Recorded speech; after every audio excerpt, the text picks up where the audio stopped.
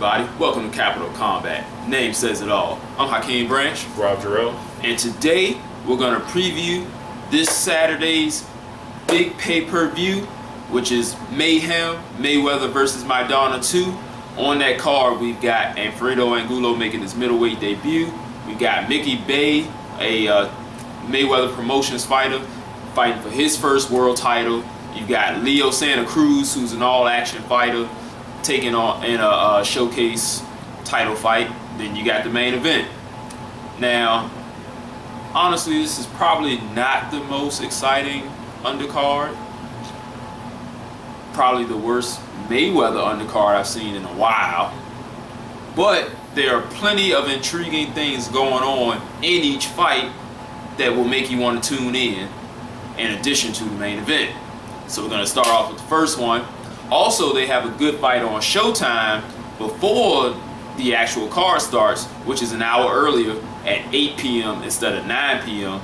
Eastern time for, all our West Coast and around the world people. 8 p.m. Eastern Standard Time. We've got John Molina versus Humberto Soto, which is probably going to be the fight of the night. But it's not on the actual card, so we're not going to talk about that one. But watch that one. I'm just going to tell you that. Watch that one. We're going to start with Alfredo Angulo making his middleweight debut against James De La Rosa. Rob. Okay, so I don't know much about De La Rosa, but I know about Alfredo Angulo. He's going to come forward, he's going to throw punches, and he's going to take some punches. Now with Angulo, he's moving up to middleweight. In his last fight versus Canelo, he didn't look so good. He looked very sluggish, like he had trouble losing weight properly. And he put on a lot of weight when he got on the ring. And we don't know if he's going to have much power that's going to carry the middleweight. It is only a 6-pound jump, but it's still 6 pounds. So we're going to see how Virgil Hunter works Angulo into the 160-pound division and see how much healthy he's going to be coming in. If he's having trouble with weight loss, at 154 is only natural to go to 160. But can all the things that he did at junior middleweight translate, and can he be better? I mean, he's not super tall. I think he's on about 5'9", 5'10", I think. 5'9" to 5'10". I mean, those guys are usually starting out at about 5'10", going up to 6'1", depending on who you are. And he's not particularly athletic or fast, so he's really going to have to make his punches count if or when he lands. But again, he's got a really good guy in his corner in Virgil Hunter. Hopefully that translates to the ring. Right. Enough said. We're going to move on to the next fight, which is Mickey Vasquez. Yeah, is it Mickey? Yeah, Mickey Vasquez versus... No, it's Mickey Bay. Mickey Bay versus Miguel Vasquez. I think his nickname is Mickey. Honestly, if you guys have watched the show for a while, you guys know I'm a fan of the sweet science of hit and not get hit, being a good boxer, using effective movement and all that good stuff. And Miguel Vasquez bores the crap out of me. So I'm just gonna put that out there. He uses very excessive movement, very few punches. He's very, very, very economical with his punches. But people can't catch him. And then when they do finally catch him, he hits him 1 or 2 good times and he's gone again. So he has been winning. His only losses are to Canelo Alvarez and Tim Bradley, who are both much bigger than him. Seeing as how Bradley's a 147 and Canelo is at 154, right, at 155 most times. Right. So, he's a decent fighter. Just not that exciting to watch. Mickey Bay shows some flashes. This is the best person that he's fought so far. The second probably being John Molina. And he looked great for about 9.5 rounds of that fight. And then we all know what happened at the end. So with this one, this might be the one you want to go to the bathroom on. Sorry to say it. But the intriguing things about this fight are, one, can someone outside of Floyd Mayweather and Mayweather Promotions capture a world title? And two, can two boxers come together and make a decent fight? The intriguing thing about this is I think Mickey Bey is going to actually bring the fight. I think he's a lot more offensively polished, and he doesn't mind going on the offensive. How does he do it? He's definitely going to have to cut off the ring. He's going to have to use his athleticism and his speed, because let's face it, Mickey Bey is a really good fighter. He's athletic and he's very fast. I mean, he was beating John Molina. I mean, well, he was outboxing him for the whole fight except for that last 90 seconds, and Right. he got caught. But I think he's going to be careful. But we're going to have a chess match. But it's going to be up to Bey to go find Vasquez. Exactly. Vasquez is not going to change his stripes. It's what's got him to the dance. He's had this title for a very long time. I think like a couple years now. Mm-hmm. And honestly, if I was him, I wouldn't either. I mean, it's working. People can't stop it. Keep doing it until somebody stops it. And that's the question. Can Bey stop it? Honestly, as much as I do like Mickey Bey, I don't think he's going to be able to. I think Vasquez is going to do enough to win a decision. It's probably going to be a close one, but he will pull it out. With that in mind, we're going to go to the next fight, which is Leo Santa Cruz versus Manuel Roman. And these guys were sparring partners from back in the day. We all know Santa Cruz punches and bunches. Up and coming guy. Takes a few too many hits for our liking, but we still love to watch him fight. And in this one, his opponent only had 6 KOs and 17 wins. Don't expect this one to go too long. You got anything else? No, just look for Leo Santa Cruz to throw 100 punches around for as long as it lasts. Yes. This one should be pretty good because he gets pretty creative with his combinations. He starts to throw some angles, especially when he's in there with someone who is not giving him that great resistance. And we don't expect too great a resistance from Roman in this one. So it's only a matter of time until it's over. So the intriguing thing is, how long can Leo Santa Cruz make this go? Can he end it early and make a statement saying, hey, I'm one of the best 122s out here? Can be Rigondeaux, Abner Mares come back down, because he had said he was thinking about coming back down. Which he should. Yeah. He needs to make a statement and say, hey, I'm the guy. If y'all want to make some money, y'all got to come to me. Let's see if he can do that. Main event time. Last time we saw Floyd Mayweather and Mayweather-Maidana in the ring, it was interesting, to say the least. You can go back and see our preview and recap video of those fights as well. I scored the fight like one of the judges 9 rounds to 3.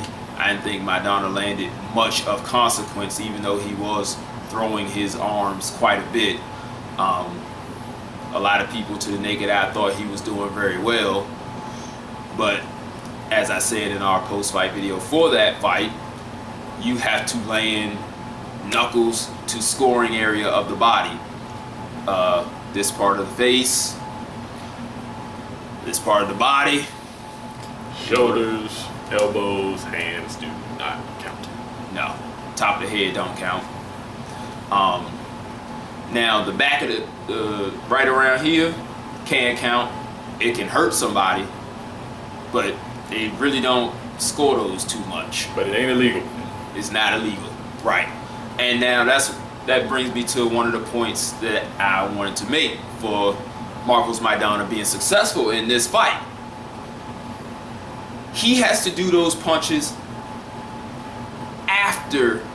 This is a big if. If he can hurt Mayweather, throw caution to the wind. Land on top of the head, land on the side of the head, land wherever you can.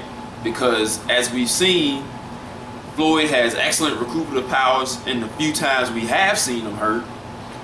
And it's very rare to hurt him, period. But then people try to get really accurate at that point, and he makes them miss, and then he's back to doing what he does. So if Mayweather-Maidana can hurt Floyd and then throw caution to the wind, might have a chance. Maidana, look for him to throw that favorite overhand right, and I'm not talking about the normal overhand right. I'm talking about it comes almost like he's throwing the baseball from way up here and it comes down. He did land it a few times versus Mayweather. He landed a lot of times versus Broner, but he's gonna try to go upstairs, downstairs once he puts that pressure on. Downstairs, upstairs. Yes, downstairs, upstairs, body, head. Kind of changing, because you can't throw the same punch. You can't have it robotic. You can't do timed punches, because what is Mayweather gonna do?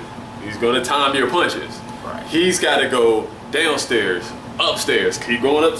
He's got to change everything. He can't he can't throw the same punches. He can't throw it in a rhythm. He's got to almost be what he is, fairly wild and unpredictable. Right. Just a little bit more accurate. Yeah. Now this brings us to Mayweather. Oh, that's one other thing. In camp, Garcia and Maidana have been working on throwing a straighter right hand this time versus that overhand. He's still gonna throw that wild overhand shot because that's what he does. But when he goes back to the corner, Garcia's gonna remind him, hey, you gotta straighten that thing up a couple times. We saw Shane Mosley, how long was that? 2010? That was 4 years ago. That was the last time Floyd got caught with a really good shot. But it was a straight right hand that came off a jab from the body from Sugar Shane. Now, even at that advanced age, Maidana's still nowhere near as fast as Sugar Shane. But he may be able to get that shot. And like I said, if he does and he manages to hurt Mayweather, is when he should really throw caution to the wind and just land wherever.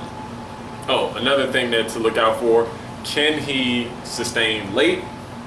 And will his battles take a toll on him? Because he has been in, God, battles ain't the word. Yeah, he's been through some wars.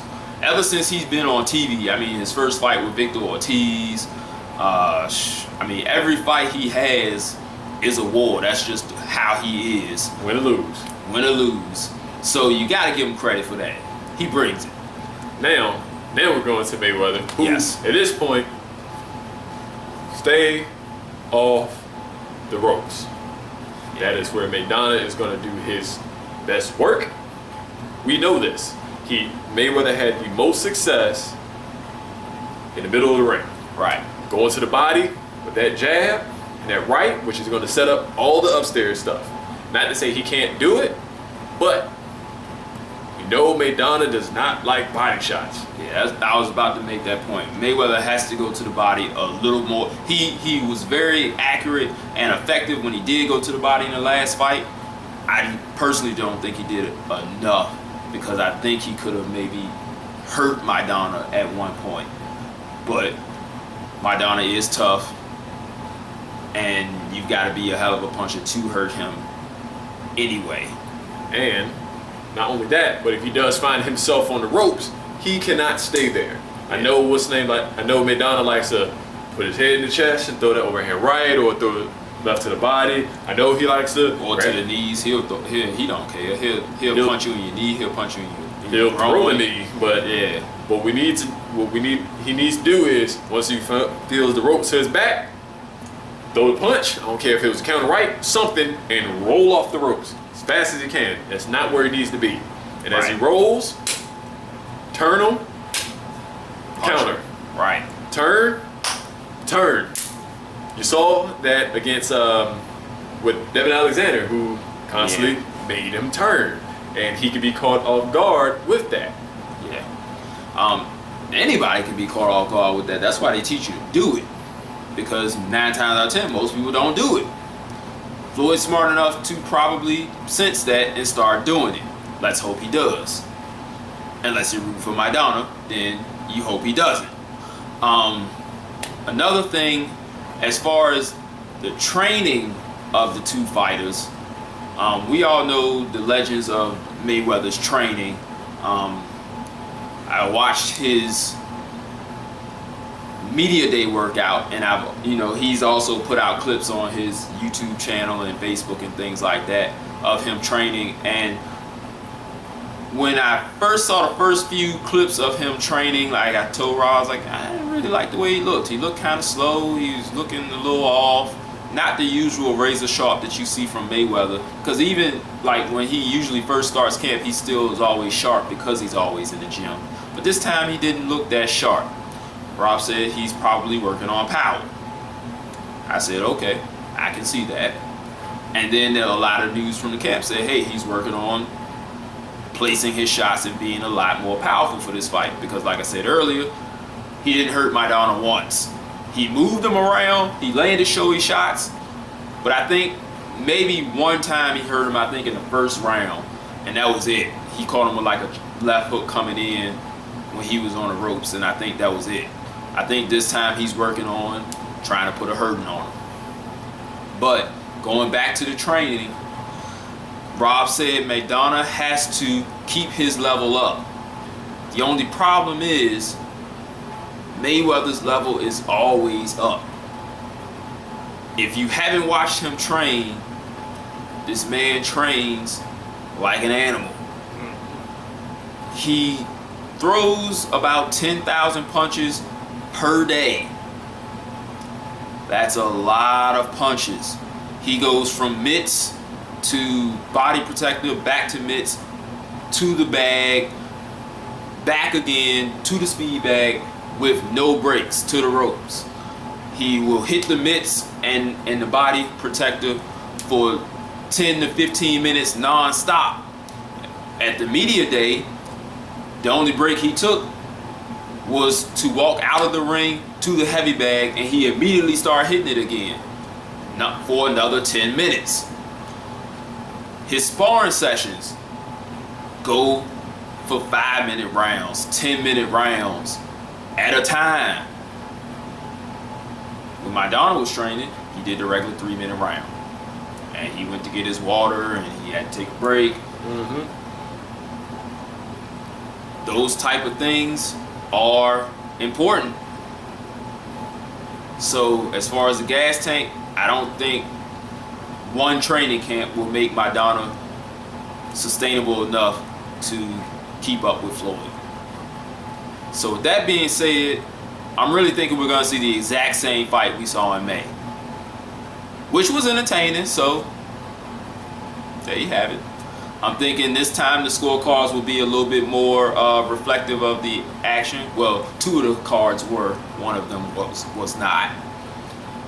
I think all 3 of them will be accurate this time in I'm thinking 9 rounds to 3, 8 to 4 type of thing. And maybe one guy giving Mayweather too much credit going 10 to 2. Yeah. So there it is. I'm thinking 8 to 4, 9 to 3, with one guy going 10-2. What you got? Mayweather unanimous decision, about 9 to 3 rounds, 8 to 4 if Maidana doesn't overexert himself, if he's in shape, because he does have a full camp with Robert Garcia this time around. Yep. So that's it, guys. We hope you enjoyed this video. Hope you guys enjoyed the fight. If you got a comment, you know where the comment section is. Make sure you like this video. Make sure you share this video.